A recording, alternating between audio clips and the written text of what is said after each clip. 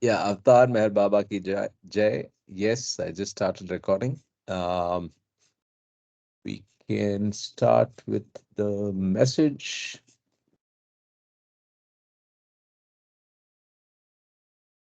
Yeah.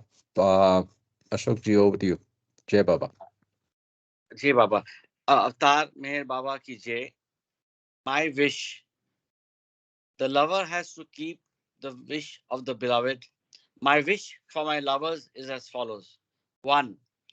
Do not shirk your responsibilities. 2. Attend faithfully to your worldly duties, but always keep at the back of your mind that all this is Baba's.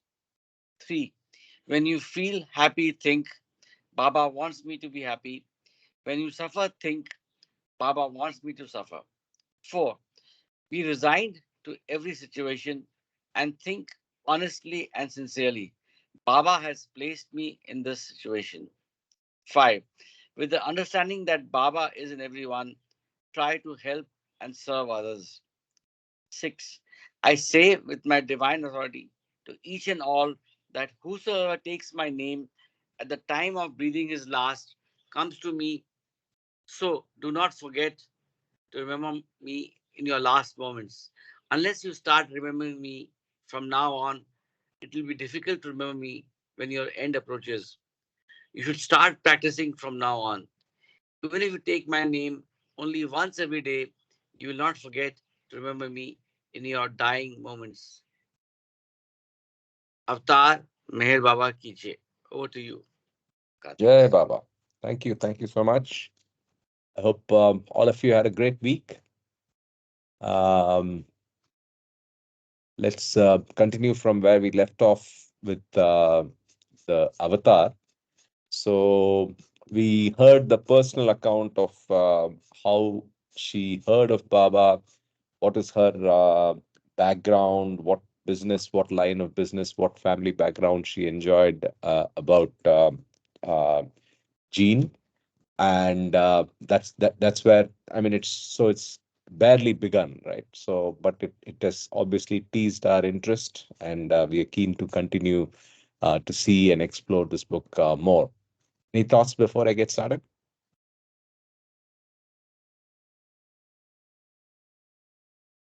Okay, so let's get started. Ashokji, you want to read for some time, or should I? Fine, fine. Okay, Um, Jai Baba. Jai Baba. Metamorphosis. The next day began the interviews with our New York friends to whom we relayed word of Baba's arrival. Narina Machabali, who had laughingly declared that she too would like to weep, was among the first to arrive. Something extraordinary had apparently happened to her since I had not seen her, since I had last seen her. Sorry. She had the desired tears in her eyes, and her attitude was that of a puzzled child, a sharp contrast to her usual self assurance.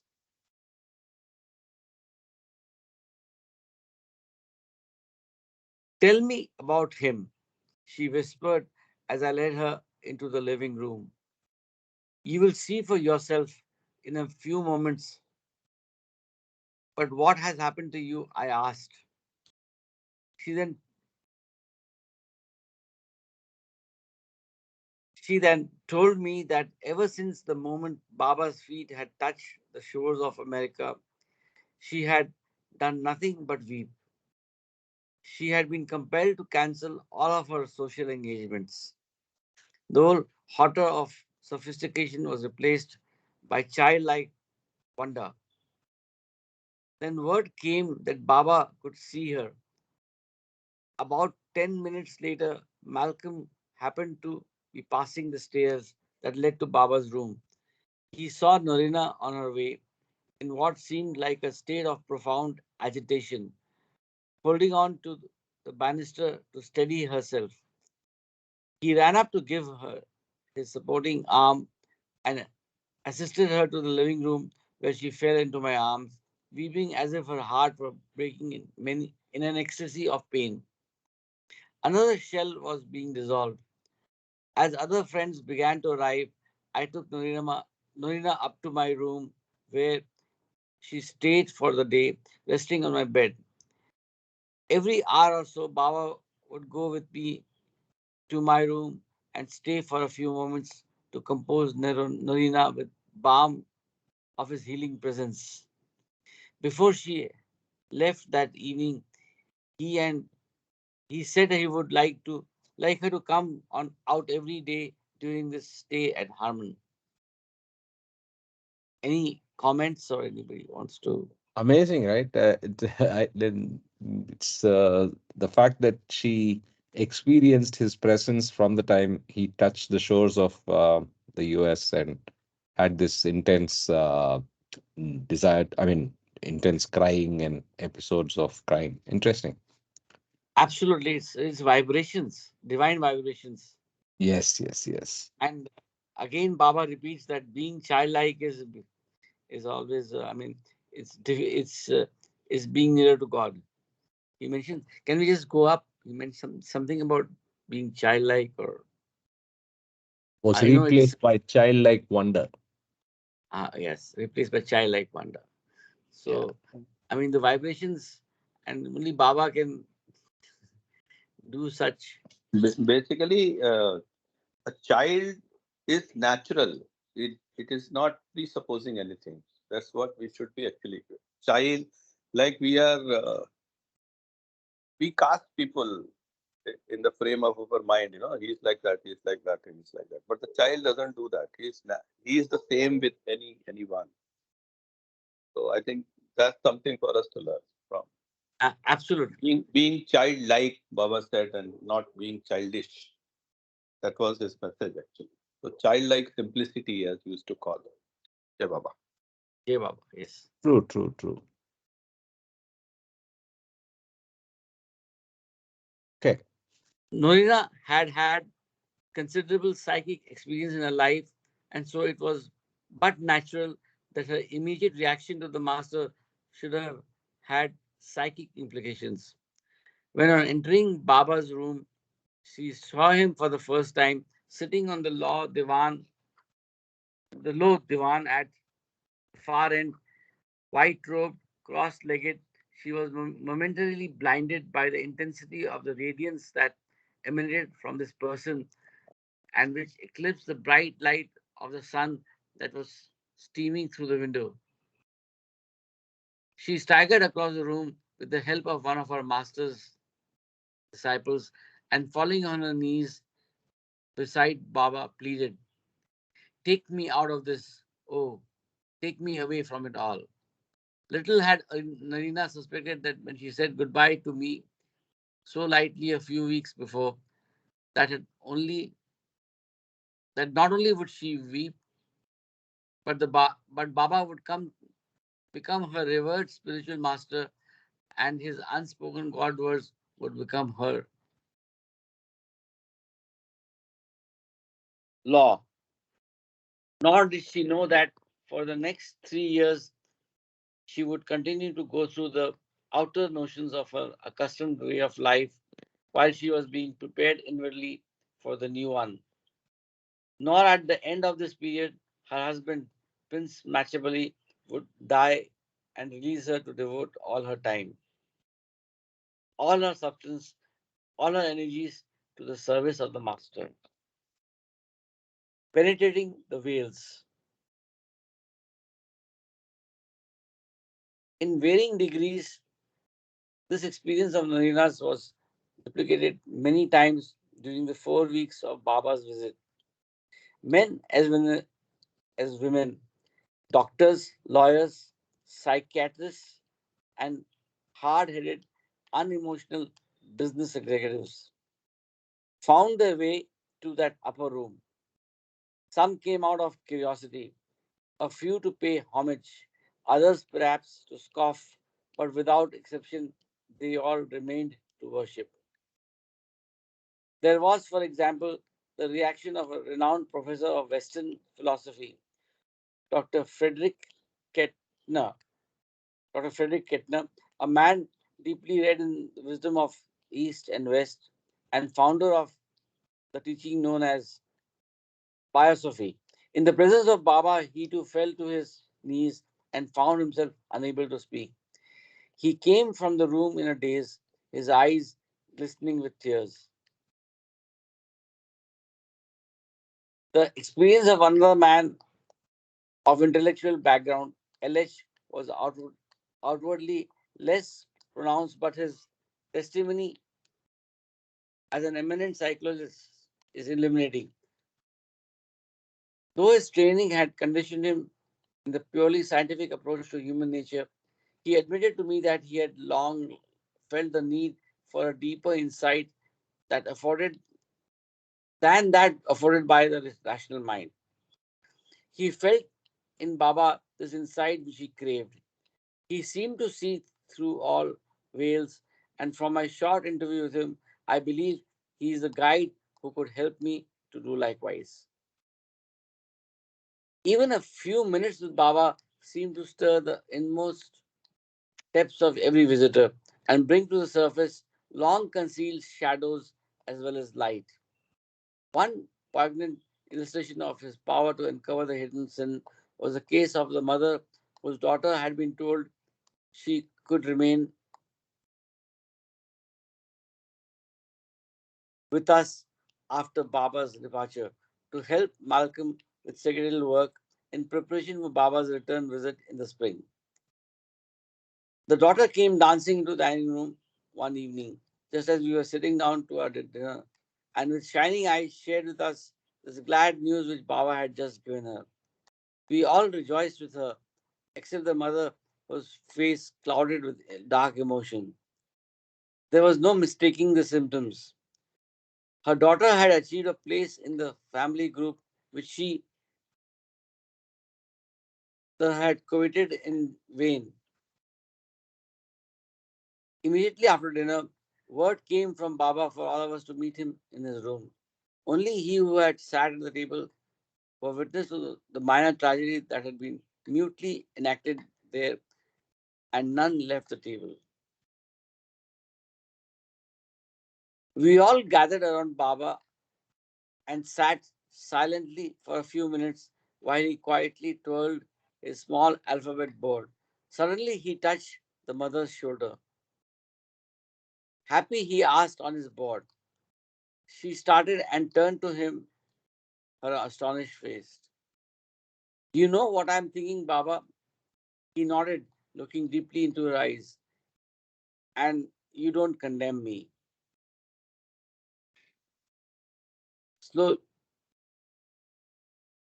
Slowly, he shook his head, compassion pouring from his eyes.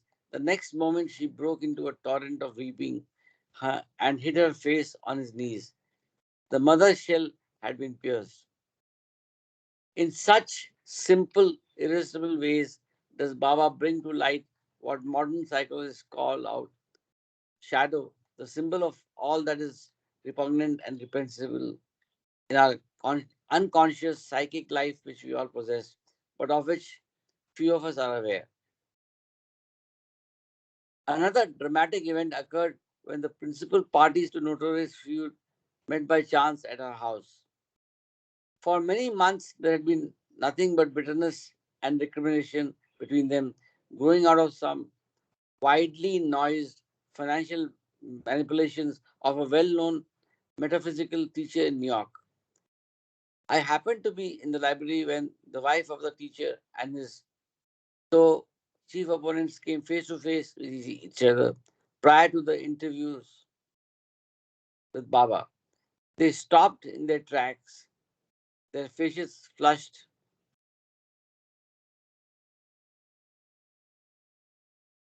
with heart corroding emotions of rage, bitter resentment, and wounded self esteem.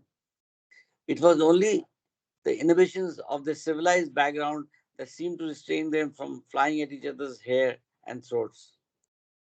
In this Baba charged atmosphere of self unveiling, their caveman tendencies, hitherto repressed, were being forced to the surface of their consciousness. Later, when one by one they descended into the living room, only After only few minutes with Baba, it was strikingly evident that they had gone through an amazing transformation. What transpired in that upper room, I do not know, but when they emerged from there, it, their faces were aglow with such an inner light that all traces of bitterness and animosity had completely vanished from them. In the crucible of divine love, the dross of their emotions had been consumed. Concealed elemental forces had been brought into the open and overcome. Less than 20 minutes before, these women had been mortal enemies. Now, with tears in their eyes, they embraced each other. Karthik, can we look up the word Jai dross, Baba. or does Yeah. anybody know the meaning of Actually, dross? Karthik, you can search, then I'll come back. Yeah. Yeah, yeah. What's the word you want to look up? Dross, Dross. Yes, yes, yes. It's something new for me. Yeah, yeah. It's new for me as well. Dross. Something regarded as worthless rubbish, foreign matter, dregs, or mineral waste. So there were two words, crucible and dross. In the crucible of divine love, the dross of their emotions had been consumed. Okay, so the second meaning, foreign matter, dregs, mineral waste, scum. Crucible is like a bowl, Yeah. I think. Crucible Crucible is is a a bowl, pot. small Yeah, bowl yeah, which you yeah. use in laboratory. In the laboratory, we use crucible to mix certain chemicals There to you do go. some experiments. Yeah, And even in yes, the pharmacy, it is used. correct. They mix all the various ingredients and you know. But very beautiful. I mean, to be fair, I would even recommend this book to improve English of people. I Yes, was yes. that's if you go to the upper paragraph, I love that term which he used. Go a bit above. Heart corroding emotions. See, such simple, but this phrase is never used. Very new. Yes, Yeah, yes. absolutely. Bitter resentment and wounded self-esteem. Yeah, heart corroding emotions. Of Correct. rage, bitter. And the crucible thing that was used. Exactly. True. Lovely. Just stay there, That's Karthik. beautiful. Heart corroding emotions of rage, bitter resentment, and wounded self esteem. I mean, all these things which are No, but part of apart the. from the language, just imagine what she's describing. This is the first time that Baba is meeting all these people, and look at the profundity of the impact that he's having. The at the same time, the personal experiences he's granting to each one of them, and at the same time the compassion that he's showing individually. Look at how he went and looked at Norina every hour because she was so agitated, whatever, stressed, or impacted by this visit. And amazing. So I think it's a very, very uh, interesting and revealing account of what was happening in the West, and Baba. If I may add, phenomenal. Yes, yes, yes. Continuing. Please, Pocket. maybe another 10 minutes and then we can rotate. Yeah, yeah, please. Uh, please. Or if somebody wants to. Okay, I'll do for 10 minutes. Yeah, yeah, Uh, please. Pocketbook consciousness. During his month stay at Harman, Baba gave many examples of his mastery in precipitating situations that revealed in a dramatic, unmistakable way our subconscious fears, inhibitions, and prejudices. He had selected certain people from the list of scheduled appointments and ordered Malcolm and Arena to approach them for donations toward the establishment of spiritual retreats in India and Persia. Norina took the charge in her stride, but Malcolm responded with serious misgivings. Visit our friends as they emerged from their interviews with Baba to intrude upon The very rapture of that first meeting with a point blank request for money seemed to Malcolm in bad taste and extremely embarrassing. This reaction was in keeping with his views on the subject. He had long believed and practiced it in his bookshop classes that spiritual teachers should never ask for money. It was his fixed conviction that spirituality and emphasis on money were simply not compatible. Baba, of course, was aware of Malcolm's viewpoint and anticipated his reluctance to comply with the order. He called him to his room and rebuked him. It's not the money that is Yeah, important. breaking the shells, breaking the shells. This is what Baba used to do. You are so Yeah. particular about certain processes or certain thoughts, then you would break that. Yeah, Baba, continue. Okay. It is not the money that is important, Baba spelled out on his board, but that you obey me implicitly and without hesitation, just as Arjuna obeyed Krishna when he told him that it was necessary for him to slay his king's foe. This was a large order for a Western individual to swallow. Malcolm himself was surprised by his spontaneous acceptance of the master's reprimand and by alacrity with which he produced to carry out the painful task. I had never in my life taken orders graciously from anyone, were Malcolm's words in summing up the experience. Yet Baba's slightest wish became a sacred trust, an indescribable command, and this before I had converted to the idea of the master disciple relationship.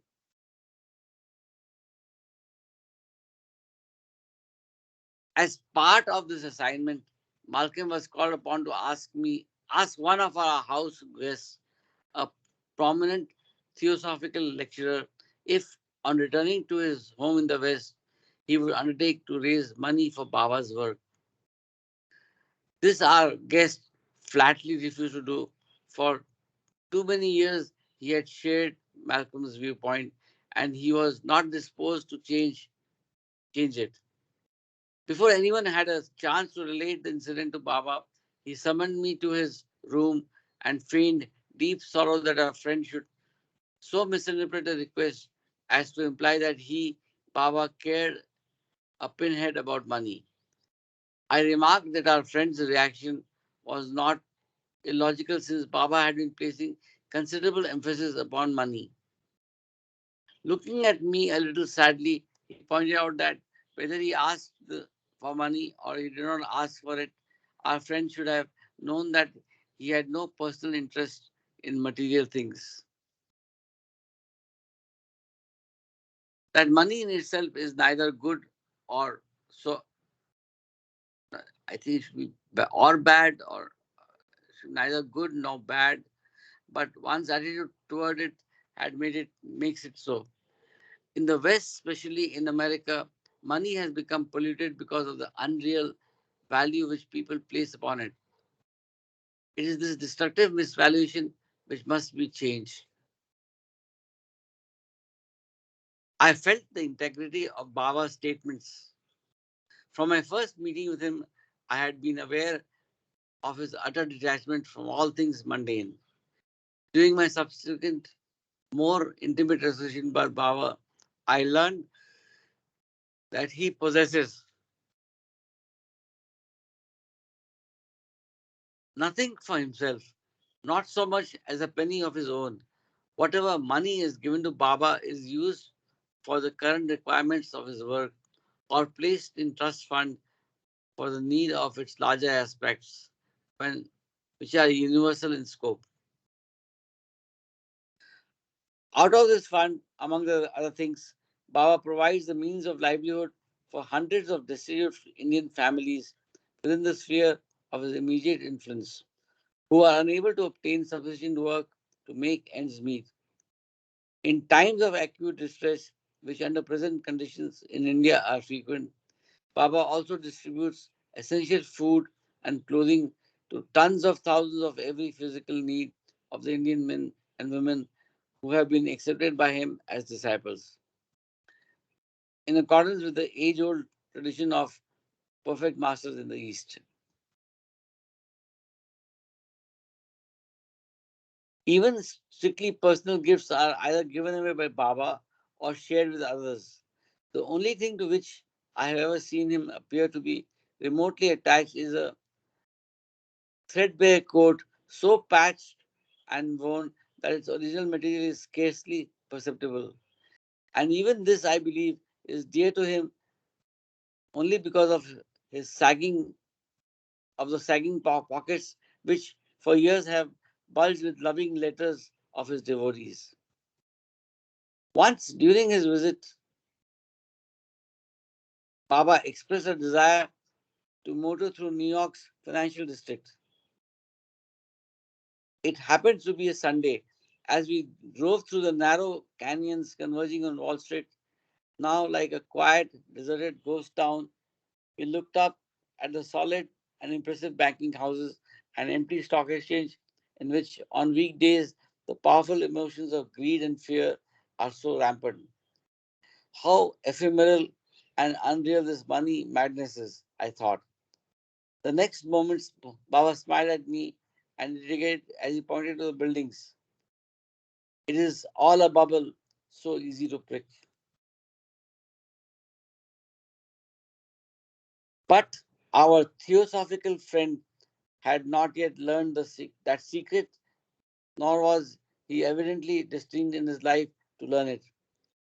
Baba learned that he could not carry on his work in an atmosphere of distrust without impairment of efficiency, for the same reason that caused Jesus to dismiss the doubters from the scene of his divine ministrations. Baba instructed me to tell our visitors from the West that he would not continue his work in an atmosphere of doubt and that he would therefore have to leave our house. Naturally, when our guests heard this, they declared they would be the ones to leave. When I told Baba of the decision, he stipulated that during the 24 hours which they required to prepare for their departure, they were not to share our table but must eat alone. Right here, I had to face a little corner of my shadow. To say or to do the disagreeable thing, deliberately had never been my long suit.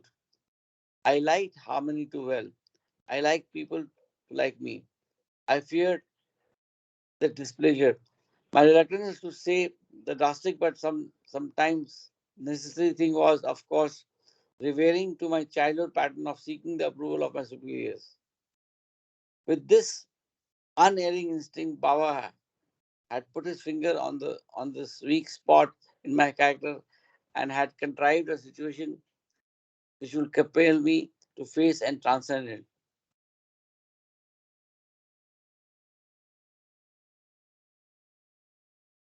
So I swallowed hard and with as much grace as I could muster, transmitted the painful message. Our friend left these parting words for Baba. Tell him I love him, but don't quite understand. To this statement, Baba made no reply, but he might well have remarked what later in India I knew him to express more than once. The true lover withhold nothing for himself. He neither bargains nor doubts. Can you take a pause here? So, I mean, there is a very enigmatic and unusual ways of Baba, and we can't comprehend what he wants to or what he's doing. But we just have to follow his orders.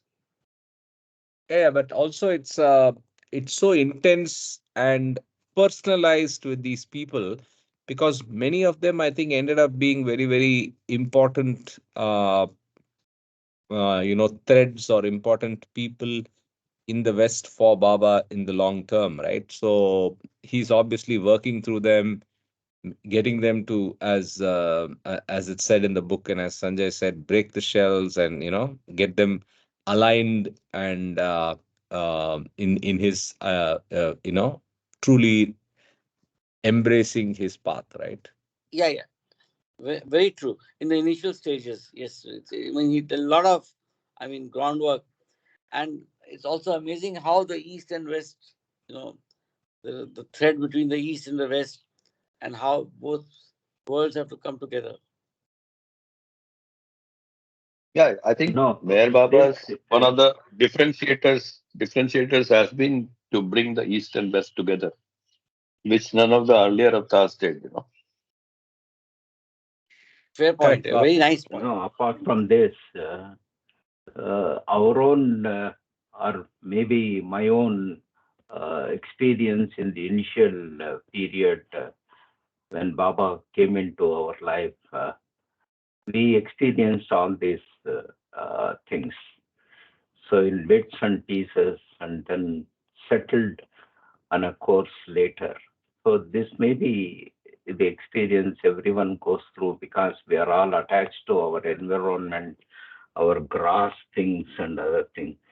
So to break through the shell, it takes time and also effort by Baba made us all come out of that, maybe coming out of that also. So that's a Correct, correct, Mamaji. recapitulation which I went through. Yeah, yeah, yeah. And it is very personal. Like some people have this shell breaking process, like Ami Kumar Hajra's book, if you read Memoirs of a Jetetic, he was, and Parmeshwari Jar Pukar was against Baba, and then finally how the shell broke and everything poured out. But many people, it is just natural. You feel that you have been waiting for this opportunity and just happens. I mean, at least to me, it was like that. When I reached Mera at the Samadhi for my first day, 30th of January 1988, it's just flowed. I mean, I didn't have any doubts that this is the place. Tears rolled down. Same was my for my dad actually, but my mother had a different experience. She wanted to test, and she was not. It took time. It took some time for her shell to break. So it's very personal. Yeah, Jai Baba. Absolutely. The different strokes for different folks. Most personalized experiences. Yes, there's no one formula, but at a big picture, I think what emerges is he obviously works on the weaknesses. He obviously works on the sanskaric frames of reference that we come in with, and tries to break and tries to uh, melt those, and embrace and understand the true nature of the world. So basically, that's the way I see it. But then uh, don't forget that it's so. I mean, the experience that each one of us goes through tells you of not only of his omniscience, but of the fact that it's almost so uh, blessed and lucky that should feel about this whole thing, right? In the sense that we've been able to get a glimpse of him, his true nature, and through that understand a lot more about the true value of life and what we should be using this soul's experience in this birth, right? So it's fascinating for me. Yeah.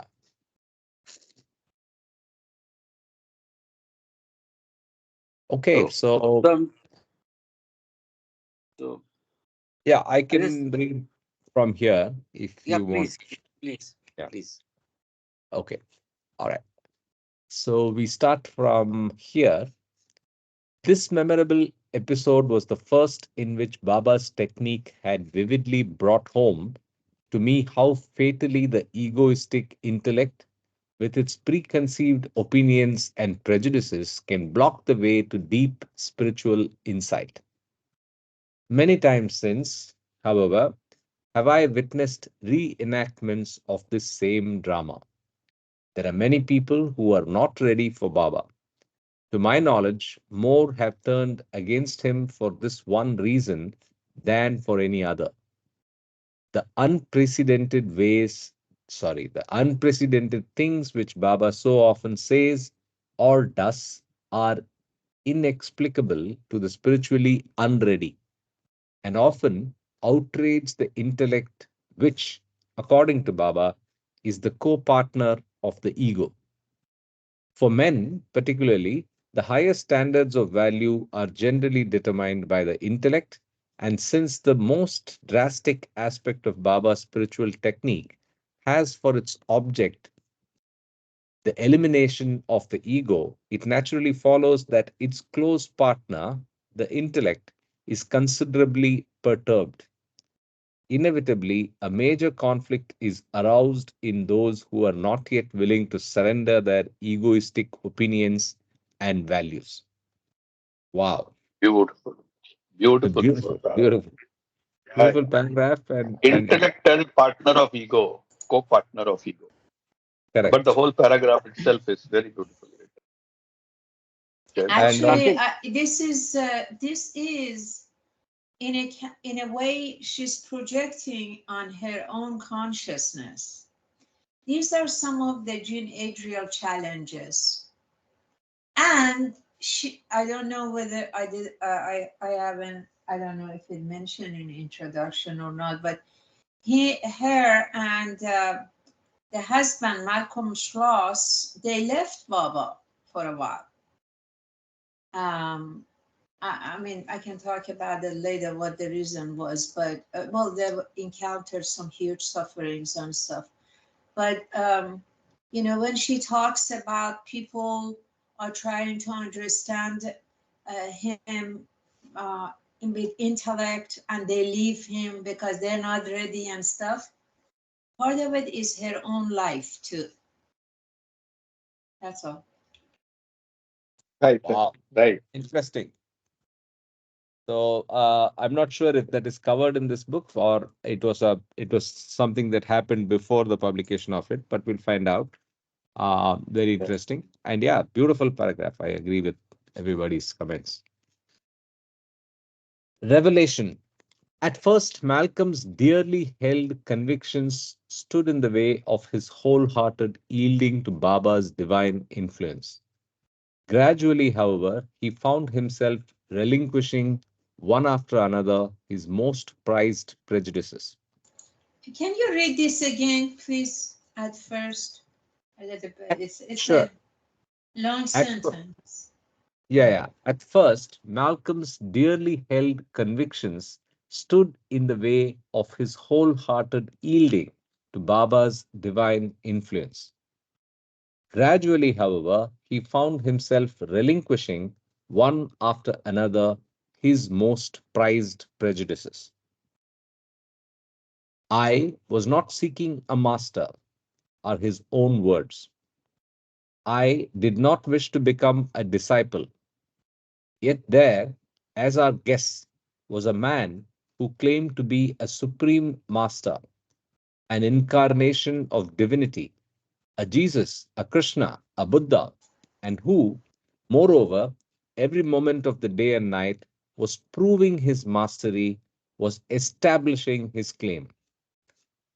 It was not, however, until the 12th night of Baba's visit that Malcolm capitulated unreservedly. Our Western house guest, maybe guests, were gathered after dinner in the living room where Meredith Starr was explaining to some of the group Baba's teachings concerning the inner cosmic planes. I grew suddenly very tired of words, Malcolm confessed. I was glad that Baba at least was silent. Excusing himself, he went to his room and prepared for bed. But before he retired, Meredith stopped at Malcolm's room to tell him that Baba wished everyone to think of him just before going to sleep. Still uncertain of the desirability of the master disciple relationship, at least as far as he was concerned, Malcolm determined not to accede to this request. He did not desire to place himself in a position where his outlook might be influenced. He did not believe in meditation on any person. He had never done it, nor did he wish now to do it. But when he started to go to sleep, he found himself thinking of Baba in spite of his decision. He could not erase from his mind. He could not erase him from his mind. He attributed this to the power of suggestion, to which he would be no party. He would overcome it by concentrating on something else. Upon my wife, Jean, whom I loved deeply, I felt I could meditate without hesitation. So I started to meditate on her and was just about to fall peacefully asleep when suddenly the thought of Baba popped into my mind. Baba, in relation to Jean, my last conscious thought before I slipped into unconsciousness. It was near midnight when he woke from sleep with tears pouring from his eyes and a realization in his mind of Baba's true nature and mission, a realization so transcendent, so beyond the mind of man to comprehend, much less to describe, that he could not put it into words. Kabir, the great Indian poet and master of the 15th century, says of such an experience, it can never be told with the words of the mouth. It can never be written on paper. Malcolm was convinced that Baba had revealed to him his universal form as Krishna revealed his to Arjuna, and the revelation wiped out all his reservations and doubts. He now knew who Baba was. He knew what his mission was, and he knew it was his destiny to serve him. One second. Can I make a comment here? Sure, Bring it up. sure. I think here Jean Adriel make a claim that she's not, nobody is sure of that. For her to describe Malcolm had an experience the same as what Arjuna had with Krishna. Uh, well, we know the story of Arjuna and Krishna. Arjuna insisted that he wanted to know more beyond form of who Krishna is, and Krishna uh, showed his universal form to him. But then Arjuna body couldn't take it. He felt unconscious. He was almost gonna die, and Krishna saved him, because what if our physical body are not able to contain that revelation. So I'm not sure if Malcolm had the same experience that Arjuna had. That's what I was going to say. Wow, I think it is just for a simile purpose actually. I mean, Yeah. she is not saying it was exactly the same, but it's just giving a reference, you know. Yeah, So I Baba think we also should has leave it very like that. clearly said, yeah, Baba has also very clearly said that the full experience or full revelation is not for the faint-hearted. In fact, it can be blinding, it can be life-threatening, all of that. So you're right, and I don't think so. In his mind, that's what he has assumed. But yeah, I see your point. I'm sure Baba, even before we come to this paragraph, when it said that Malcolm, despite of what he decided to do, his mind, um, he woke up the night with tear in his eyes. So obviously Baba was working on him regardless, Yeah, yeah, to show him who Baba is. So those doubts and intellectual analysis was, uncalled for. It wasn't for Baba. So like that. sure. Yes, yes. I'll continue. The following morning, on meeting Malcolm, Baba embraced him and, with a twinkle in his eyes, asked by way of his board whether he had slept well. Malcolm nodded, then exclaimed, "Oh, Baba, why don't you reveal yourself to everyone as you revealed yourself to me last night? There would be no more wars and conflict." Baba's only reply was a deeply knowing smile and another tender embrace. But he has since assured us that when, through his spoken word, mankind becomes initiated into a higher state of consciousness, the causes which lead to war will disintegrate. This idea of the self as a limited separate entity will vanish. Cooperation will replace competition. Certainty will replace fear. Generosity will replace greed. Exploitation will be no more. When I speak, I will reveal the one supreme self which is in everyone. Mind reading. Throughout Baba's visit, his extraordinary capacity to read our innermost thoughts and desires was That revealed. Yeah, Karthik, yeah, that yeah. previous paragraph is also power packed. I think you can read it once again. Sure, yeah, there's a lot. It's powerful.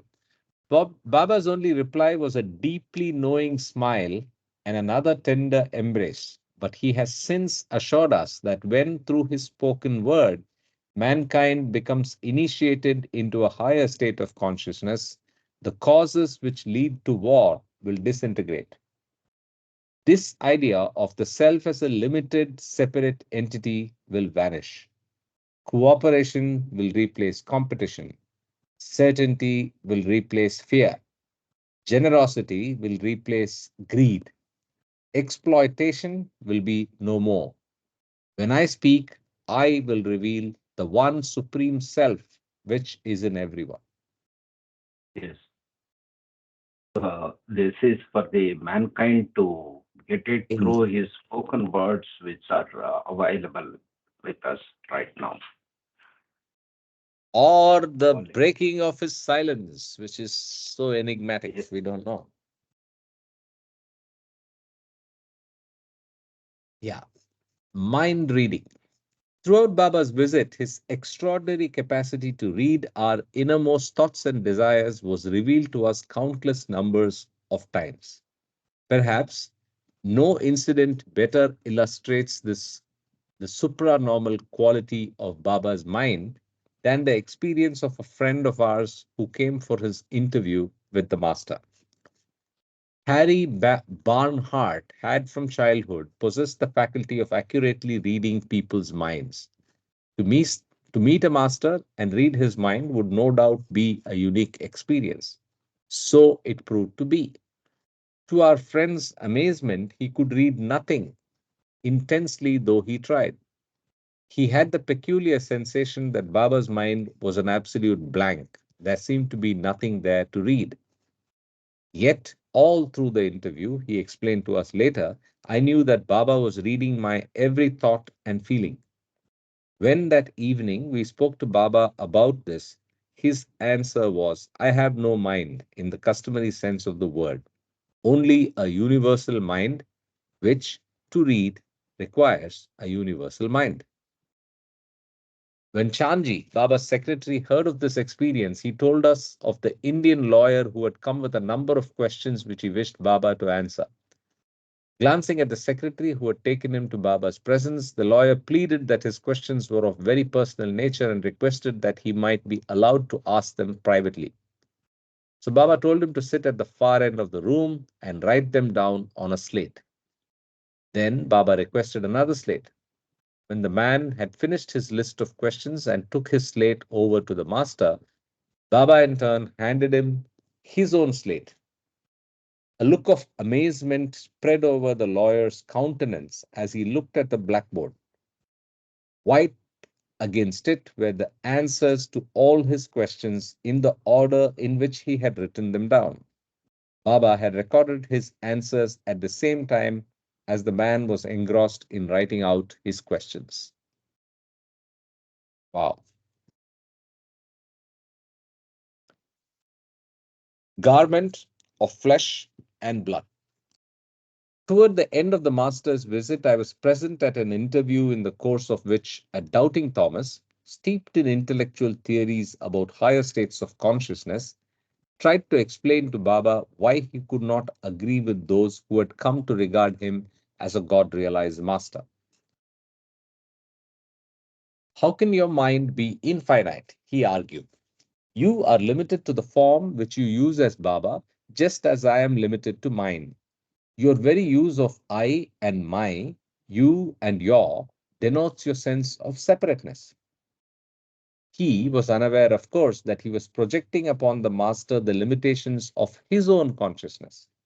Baba smiled and spelled out on his board, "No, I am not limited by this form. I use it like a garment to make myself visible to you. Without it, you could not see me, and I communicate with you through words best fitted to your understanding. If I used the language of my own consciousness, you would not know what I was talking about." Shortly after this interview, I had an opportunity of witnessing the facility with which Baba uses his body like a garment. Two carloads of us were on our way for a brief visit to Boston. I happened to be sitting next to Baba. Suddenly, he threw over his head the blue cloak which lay on his lap. The next moment, his body became lifeless. Baba, that dynamic, radiant embodiment of spirit, was no longer beside me. I was startled and for a moment frightened. Then I remembered that the limp body next to me was that of no ordinary man. I had learned enough of this supernormal being not to be alarmed, no matter what he might do or initiate. So I sat motionless in silent wonderment. About 5 minutes later, I could sense the life force taking possession of his body once again. The next moment, I felt a slight movement under the cloak. Then Baba straightened up and removed the cape from his head. When his eyes looked into mine, I knew that what I had witnessed could have been no hallucination. His eyes were deeper and blacker than I had ever before seen them, and they seemed slightly crossed. They gave the impression of having been on a far journey of exploration into fathomless depths. During this amazing 10-hour trip to Boston, Baba must have gone in and out of his body a dozen times. He explained to us later that there are constant calls on his inner council from all over the universe, often requiring of him urgent work of a nature which necessitates his presence elsewhere for brief periods. He added that during such spiritual journeys, in which time and space are no factors of limitation, it is unavoidable that he shed the ballast of his physical body to be picked up again on his return. Wow.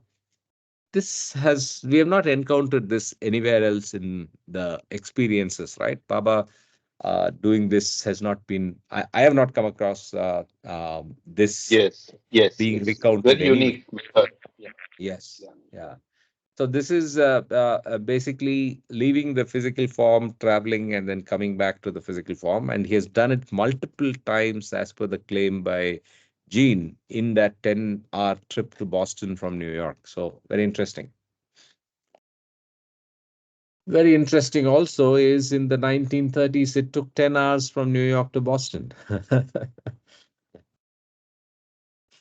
Fantastic as this may seem to the uninitiated, I doubt whether the rankest skeptic in my stead during that all day drive could have remained unconvinced that before his very eyes was repeatedly taking place something that transcended the rational mind, yet which was fully under Baba's control. There was in it no make believe or pretense, no striving for effect upon impressionable neophytes, nor were the sudden transitions from sparking vitality to lifeless inertness and back again to his customary aliveness due to some physical anomaly or mental eccentricity, as the scientific mind might at first have surmised. No one who had observed, as I had, the tremendous concentration, the acute awareness which animated Baba throughout the day, could have dodged the conclusion that there was an esoteric reason, a sublime and directed purpose behind this strange phenomenon. I have since discovered that Baba is never unaware, never inactive. These are two of his major characteristics. Yet at all times he conveys the impression of profound serenity and complete detachment. That this apparently singular phenomenon is not peculiar to Baba is verified by the recorded instances of similar withdrawals, of which Rorik gives some examples in his Altai Himalaya, where he speaks of the Tibetan lamas who often cover their heads with cloth during what they call their hearings. He recalls also the statement of Damias, the pupil of Apollonius of Tyana, of who Apollonius, when he heard the soft voice, always wrapped himself from head to foot in a long scarf of woolen texture. Tradition has also recorded how astonished were the contemporaries of the Comte de Saint Germain at the manner in which he sometimes wrapped himself up. Wow, very, very interesting. Written in flames. The fifth night of Baba's visit was enlivened by a dramatic episode which is illuminating for its symbolic significance. I was awakened about midnight by a gentle medley of insistent calls at the front door. Considerate of Baba and the other sleeping guests, I tiptoed downstairs and opened the door to an excited group of people, our out of town visitors who had been sleeping across the river in a guest house, also loaned by our friend. From the scramble of their agitated whispers, I learned that the guest house had burned down. They were shivering with emotion and the crisp mid November night wind. So I gathered them into the warmth of the kitchen, where they gave me a spirited account of the calamity.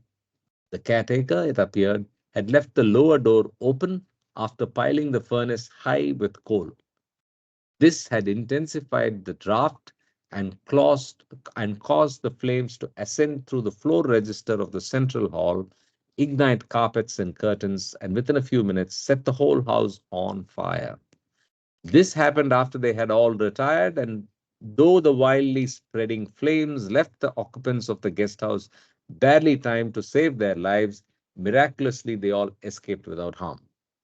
The only injury was a slight scratch which one of the guests suffered while crawling through a window.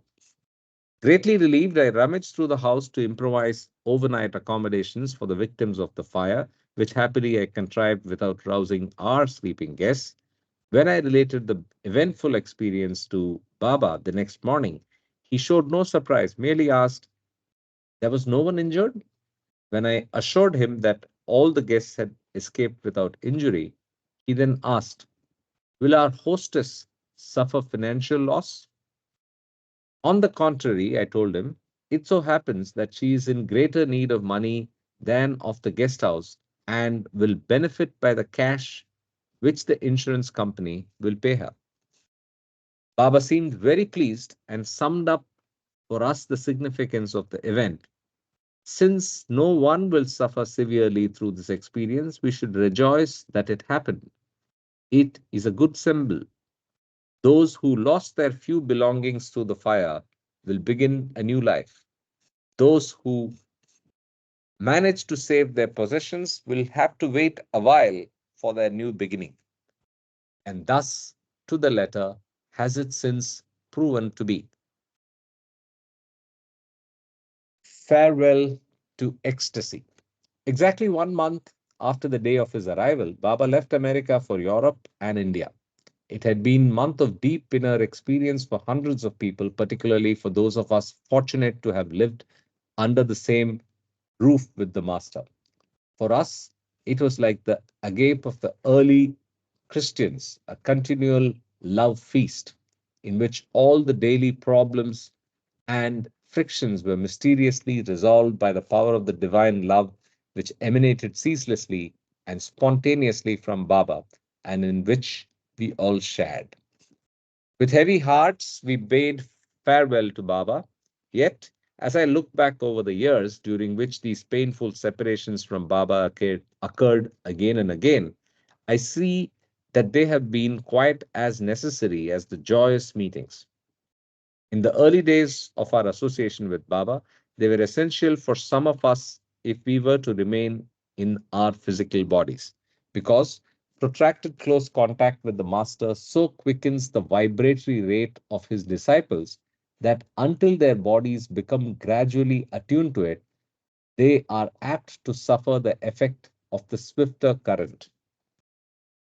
In my own case, the regenerative process was so intense that on the fifth day, I was compelled to turn over my housekeeping duties to one of our guests and, under Baba's orders, spend most of the time in my room resting. During this period, I saw Baba's face in everything: sky, trees, water, other people's faces, the walls of my room, my own hand, everything upon which my vision focused. It was therefore not surprising that I had no desire for material food. When a tray was brought to my room, I would look at it for a moment, resolved to eat what had been so kindly prepared, but immediately Baba's face would appear, blotting out food and dishes. When, however, Baba discovered that I was not eating, he made a point of coming to my room at meal times. Sitting on the edge of the bed, he would, like a loving father, tenderly feed me the food from my tray, until finally overwhelmed by this act of compassion, I forced myself to eat. Though infinitely more satisfying is spiritual food. Food for the body is essential on this plane to help us keep balance between heaven and earth, in order that the whole man, with his human needs as well as his divine aspirations, may be taken into God. As Baba has often said, the purpose of earthly incarnation is to bring the unconscious into consciousness, not to inundate consciousness by too swift transcendent metamorphosis. Such precipitate transitions would but defeat God's purpose. Baba functions in full knowledge of God's laws. He knows exactly how much of the heavenly food his disciples have the capacity to digest at any time. Only when they have fully integrated into their consciousness whatever intimations of divine reality have been vouchsafed them does the Master open wider the door to the inner chambers of the spiritual kingdom. Okay, so that's the end of chapter 1. And that's also a good time to rotate reading and also discuss or comment on what we saw in chapter 1.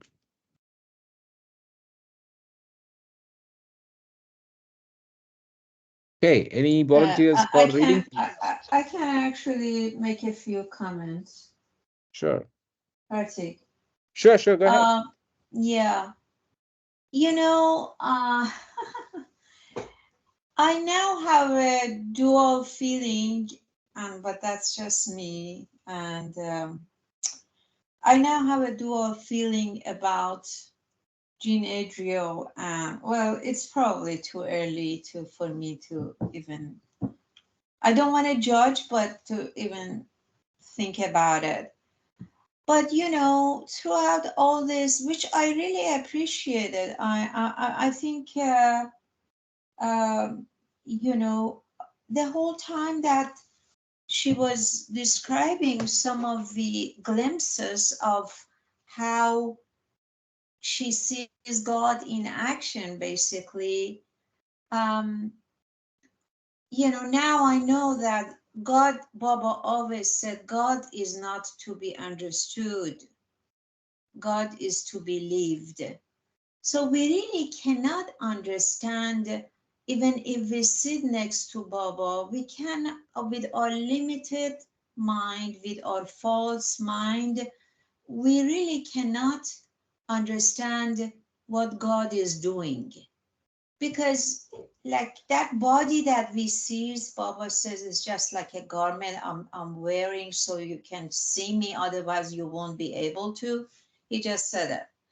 Or at least Jean Adriel said it, paraphrase it. But, you know, what do we know?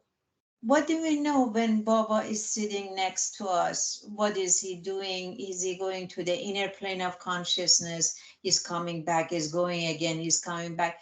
You know, it's our perceptions. So I think overall, what I saw was more of a perceptions of genes, and I don't know how accurate it is, but I appreciate her opinion. That's so far what my take is. Yes, so we have to not lose sight of the fact that this is not these experiences, more than the experiences, the description of these experiences do not have the seal of approval of Baba, right? They are not an approved biography, and they are not a discourse that we are reading. It's a personal account, and we are seeing it and enjoying it through Jean's eyes. But along the way, we are also understanding so much about what Baba was doing, and it's for us to sponge out the best parts, for us to see it in that perspective and take away what is relevant to us. But yeah, good comment in the sense it's some of. I mean, it's a personal account. That's all I would repeat. Yeah, I Yeah. see a lot of It's intellectual, uh, intellectual description of who God is, trying to understand God through intellect. Which Baba said intellect is a trap, it's an illusion.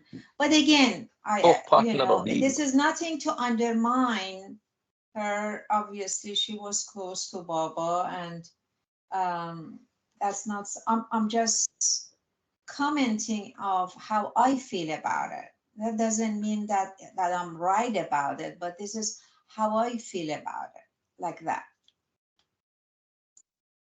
I think I would take it that it is her honest experience, and the fact that Correct, the book was honestly. published when Baba was there, and if anything was there which was not correct, probably would have been pointed out. That is number one.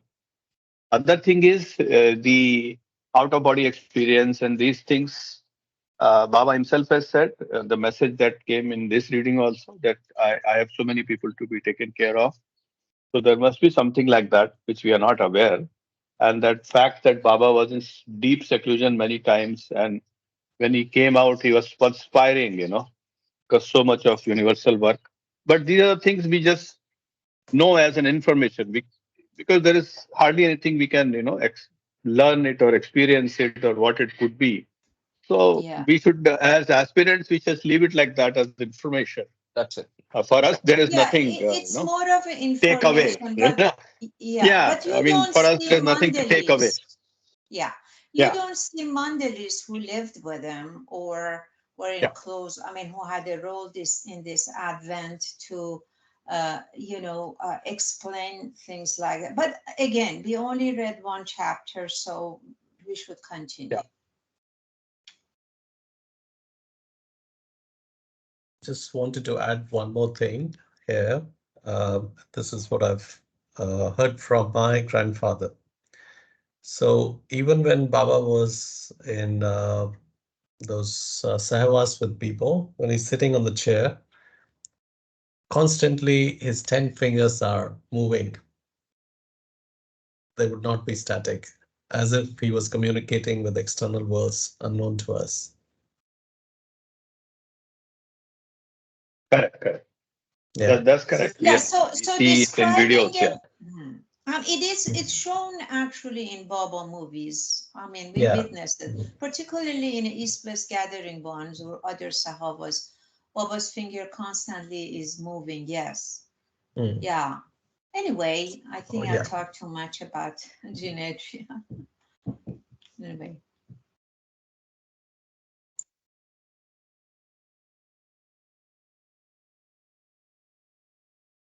can, you can Karthik, just you want me to conclude read? saying that it is the heart-rendering story told by the intellect of the author of the book. Yeah, it is more like that. But Yeah. again, maybe it's too early to talk about it. So, yeah, we can always share our feeling or what we take on the material we read. Yes.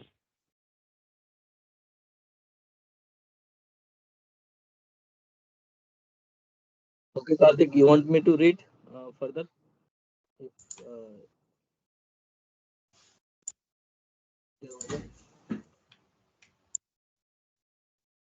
am I audible? Yes, I think Karthik is maybe not. I, he's not on the call right now, is it? No, our admin is there. So Karthik, Maybe where are you? he lost the audio. Maybe. Who knows? He's talking on the mute. Not sure. No, he's not. He's unmuted. Maybe he's busy with something. Just give it a minute. Yeah. Can you hear me? Yes, Yeah, now Can we you can now hear you. we can hear you. I briefly put on my headset and then removed it, and I've been screaming away saying, Sunil, please read. So I don't know what happened. I put my headset back and then you guys can hear me.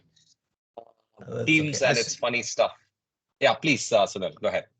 I read Ashish, आपको पढ़ना है? You can go ahead also. I'm fine. Yeah, Ashish also said after he some wants. time, Ashish also. Yeah, I heard that. So we'll Okay. do it. Okay. Both I of you start can do it. first. Yeah. All right. Yeah, Okay. yeah. Just to add, Karthik, take it as Baba's wish. Whatever happens. Yes. He muted me. Yeah. You were talking too much. Yes. Okay, chapter 2, India's contribution. Only yesterday, to the vast majority of Westerners, India was a land of snake charmers and maharajas, a subcontinent of mystery and fabulous wealth. Of the true significance of India, the bulk of mankind knew less than nothing.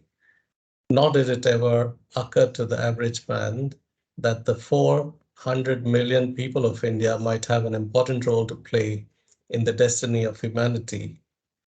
But today the eyes of the world are upon India, and scores of millions instead of handfuls of people everywhere are asking what manner of country is this? What contribution to the world's need may we expect from her? We were 400 million people at that time. We are 1.4 now. Yes. Yeah. But the Exploding. last few lines are perfectly relevant to where India is, and in a sense, the world is looking at India in a different context. But yes, it's relevant to be read even today. Yeah. Today, yeah. As one who knows something of India firsthand, I'm convinced that her greatest contribution will come not so much from her greatest contribution will come. Sorry, did I repeat?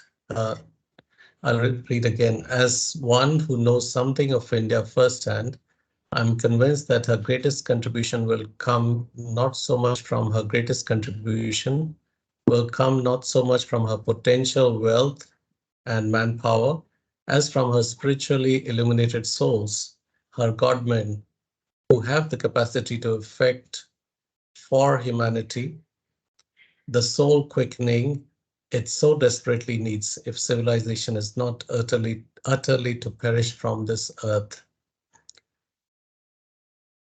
Was there a repetition? Anyway, don't Yes, mind. It's okay. there was a repetition. Yeah, that's okay. I think we understood. In India, the appellative Godman carries with it no prejudiced connotation as it does to us in the West.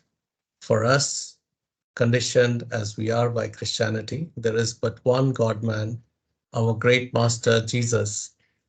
And I, whose spiritual perceptions were first quickened by surrender to that blessed one, would be the last to detract one iota from his glory, beauty, and perfection. But soul experience born of long years of ardent search for the sustained inner peace and joy compels me to recognize that life is an infinite adventure an eternal game which the Father plays with his created children. And when, at certain evolutionary periods, man is in need of physical embodiment of Godhead for his quickening upon earth, the Supreme One takes upon himself the garment of flesh and dwells again among us.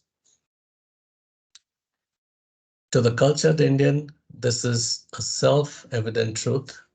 To recognize Jesus, Buddha, Zoroaster, Muhammad, Krishna as God-man equally endowed with spiritual power and wisdom through, though expressing it in different degrees and qualities, as the exigencies of the age demand required, no effort on his part, erects no mental hurdles to surmount. The Orientals are an ancient people, the least of them wiser in some respects than the most learned servants among us, because their wisdom is of the soul and not of the intellect. Nice. Very nice. Theirs is, yeah. So theirs is the perspective of eternity, which recognizes that a perfection once achieved in consciousness is forever recurrent in manifested form, because inherent in such a consciousness is the desire to help all other sentient beings to attain the same perfection. To the Indian mind, it is unthinkable that God should not manifest himself again and again throughout the ages in all his beauty in the form of perfect man. The sacred literature abounds with accounts of God-men, souls, who have attained complete and permanent realization of God, who have left upon their age the imprint of their immortal lives. And when there is a decline of virtue and an insurrection of vice and injustice in the world, then, as one of the great Bibles of the world, the Bhagavad Gita says, God incarnates as avatar or savior to destroy the wicked and to re-establish righteousness and preserve the just. Cool. Certainly, the world needs a savior today as never before in the history of mankind, a perfect one whose knowledge and power qualify him to resurrect man from his ignorance, to liberate him from the self-imposed bondage of greed, selfishness, and fear. At the moment, we are concerned with trying to establish and maintain a peace which will guarantee man's basic freedoms of speech, action, and worship. If war, in vastly greater horror, is not to be repeated with another generation, none, I'm sure, will gainsay the importance of these objectives, but wars and their aftermath are merely the projection of individual conflict magnified to national. True, India's contribution. It's closing time. Ashish, you want to read? Yeah, sure. Okay, yeah, take over, please. Thank you. It's an incomplete sentence, actually. So India's contribution is the subject heading. So you want to read from But Wars? Yeah. Or Sunil, you can just finish off this yeah, or whatever. Yeah, Ashish, go ahead. Good, But Wars. But wars and their aftermath are merely the projection of individual conflict magnified to national or world proportions. Some means is therefore needed which will resolve for the individual his inner turmoil and establish for him true freedom, freedom of spirit and freedom of consciousness that will be his even though he is languish behind prisons, bars, or slave in bondage to a tyrant. Such is the freedom which Jesus had, which other God-men have had, and which Sri Meher Baba, of whom I write, gives every evidence of having a freedom that may be communicated to those who turn from the bankruptcy of their intellectual conceived pinaces and call from the depth of their souls upon God for help. Descent of grace. The story of how Baba became conscious of his godhood and of his role as avatar was first recounted to us by Baba's devoted secretary Chanji on their first visit to America. Later in India, it was amplified and retold many times by Baba's brother and other disciples. As a lad of 18, Shri Meher Baba or Merwan, as he was then called, was riding his wheel along the hot, dusty Pune road in western India. He was on his way home from Deccan College, where he was a student. As he approached a large shady lime tree, a very old woman rose from the midst of a group which sat beneath the tree and came forward to meet him. He dismounted his wheel, and the two looked into each other's eyes. Then the woman kissed him on the forehead, between the eyes, and returned to the waiting group. Not a word was spoken. The boy mounted his wheel again and continued on his way home. Such was the simple and apparently insignificant incident which occurred to Merwan Sheriar Irani in the year 1930. 8. The repercussions of that meeting effected in him such a cataclysmic revolution of consciousness that for some years thereafter he was regarded by his family and friends as a happy madman. Baba relates that at the moment of his contact with the aged woman, a tremendous current, as of electricity shot through his body, leaving in its wake a feeling unearthly ecstasy. It remained with him for several months until one night, just prior to sleep, he suddenly lost all awareness of his physical body and found himself lifted into a state of superconsciousness. That such an apparently slight occurrence at his strange meeting with this ancient woman should cause such monumental changes in his being may seem incredibly fantastic to the matter of fact, Western mind, but not to the people of the East. Whole vast storehouse of sacred literature is rich in similar accounts of supranormal states of consciousness induced by contact with spiritually advanced souls. God woman. Babajan. Babajan was the name of remarkable woman who came so dramatically into the life of Baba. She was known as a perfect master or Sadguru.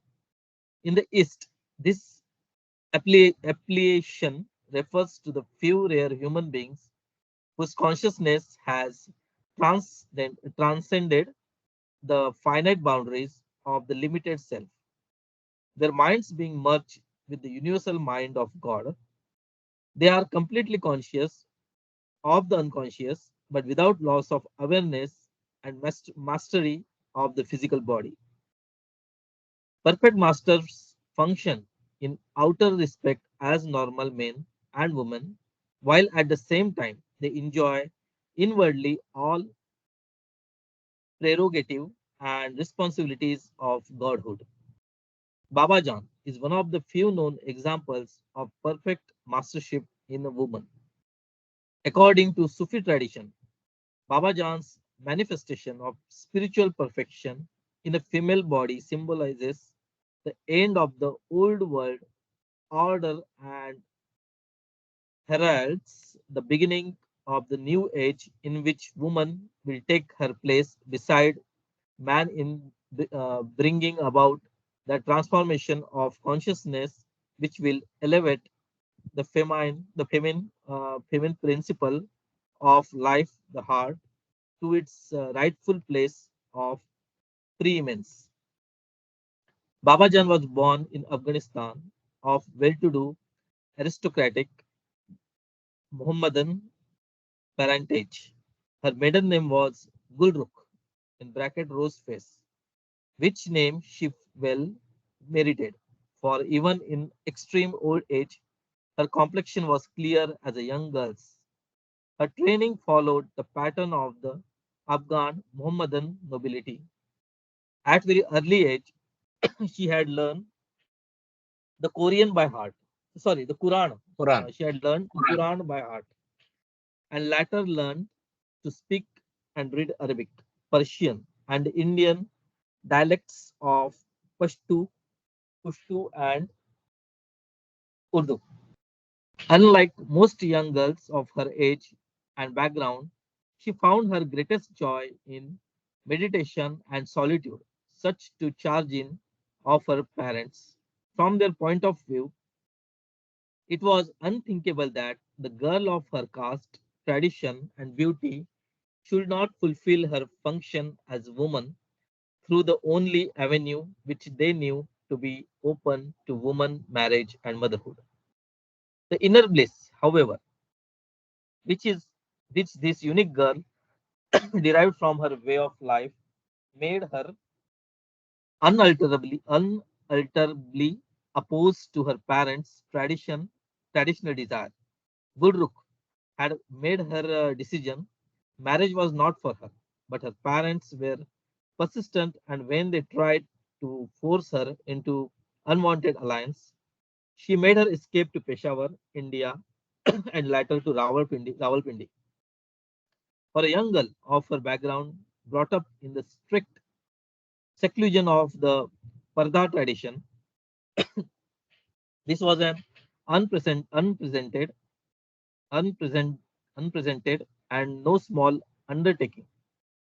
Doubtless, her great spiritual destiny aided her in covering up her tracks until she reached the safe harbor of India.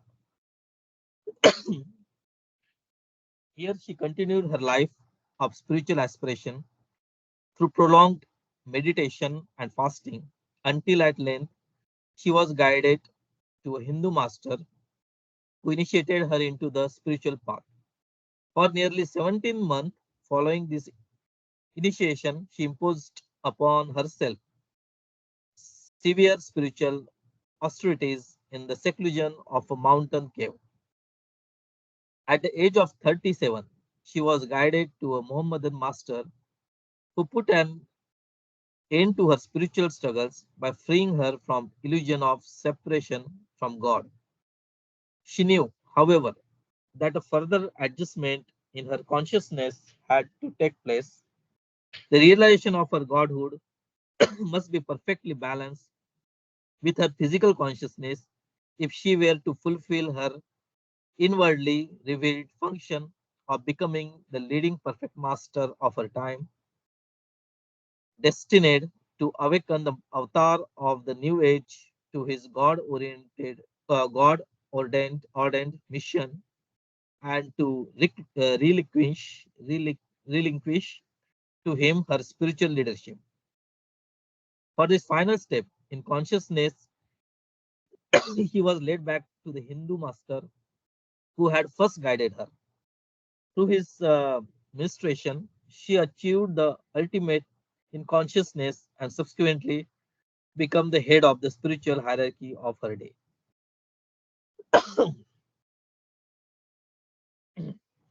Shortly Okay, your after voice. this, yeah, a little bit, I have some cough actually.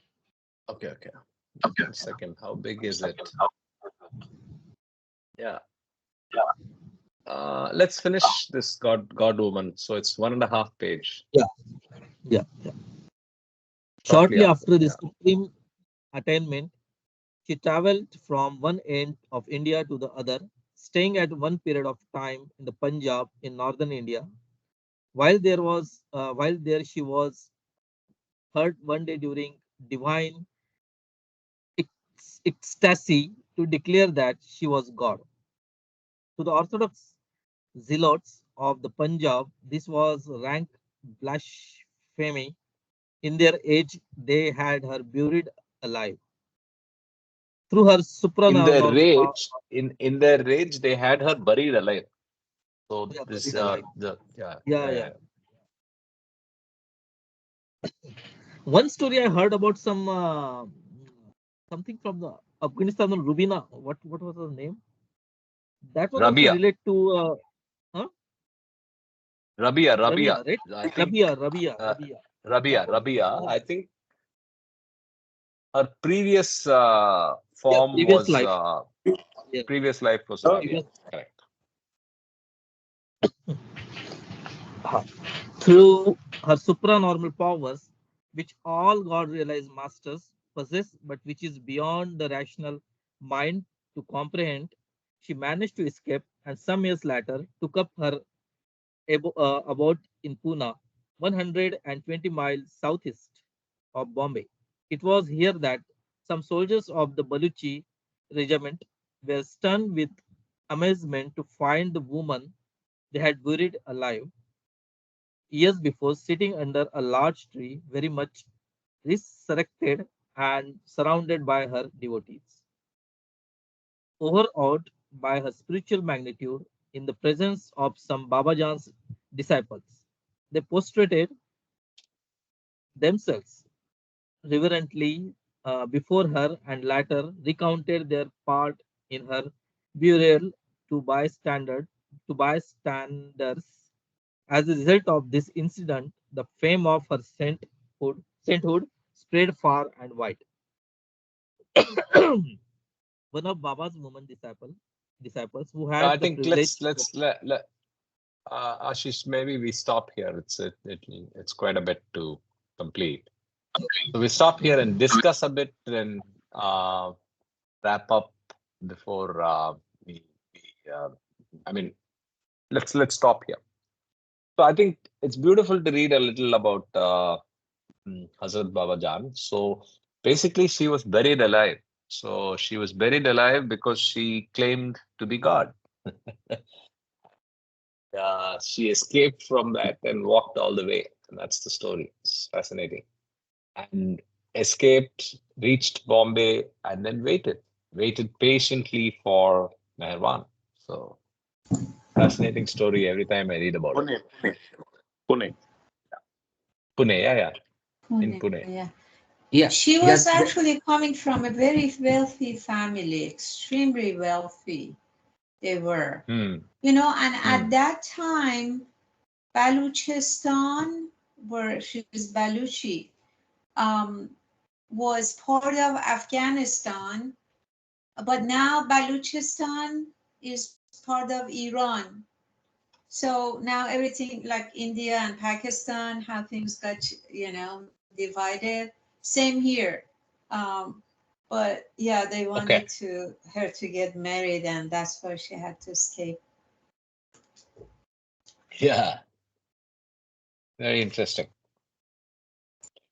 So I hope many of you have visited the tomb shrine of Hazrat Baba Jan in Pune. yes, Uh, Karthik. yeah, I yeah, Yeah. have. I yeah. have, and I visited a couple of times, and just very close to, just to add for people who have not been to Baba Jan's Samadhi, just close to that is the place, what they call it, the pumpkin house, where Baba used to stay. Yeah, yeah, absolutely. So all of those are walkable distance from each other, right? So there are about six, Yeah. 7 places of significance related to Baba, all of them in walking distance of each other, locations that have been blessed by his presence or locations that are linked to his early years in the cantonment area of Pune, including the Yeah, hospital where he was born.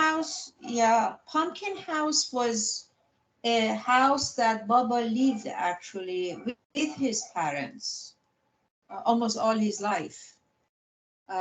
True. When he was with the parents, he lived there, and you know that there is a rock there when Baba was lost his consciousness and attaining Yes. the super consciousness, he had to hit his head. on that rock, but that now they actually, the archive committee has covered it and so forth. But long ago when we went and we saw it, it wasn't even covered. It was just sitting there. Yeah, Can you believe it? yeah, you could touch it. I have touched it. Yeah, it was just open. Yeah, now Okay. they preserved it. Now There's they a glass, preserved it, which is great. yeah, Okay, I didn't know yeah. that. There's a glass hemisphere that they put on top. Yeah, it's kind of covered. Yes, that's the way I saw it. Anyway, so we are out of time, and But let's. one thing about Baba John's tomb, or like under that tree, um, you know, Muslim people, I went there a couple of times, but I really didn't get Baba John's vibe there, because they have made it to a dargah, or a Muslim, almost like a mosque. And they claim for the Baba John is, of course, is their master and so forth, but Baba John didn't really belong to Islam or Muhammadan. But you know, Yeah, that's how they take correct, it to correct. be. Yeah. Correct. Because of our birth religion, they are, it's made like a dargah actually. Yeah, they will having Yeah. that Is it fan that? of the peacock feather, and they'll be just rotating over the. All that is there. It's a typical dargah. They've made it. Dargah, yes. Yeah, is a dargah. And but there's nice pictures of Baba John is there where I haven't seen anywhere else. So those are nice. Yeah. The last procession when she dropped her body. Yeah. 1933, I suppose, 1930 or 33. Yeah. Okay. Jai Baba, Jai Baba. So Jai on that note, Baba. we can wrap up. I'll stop recording. Jai Baba, Jai Baba. Jai Baba.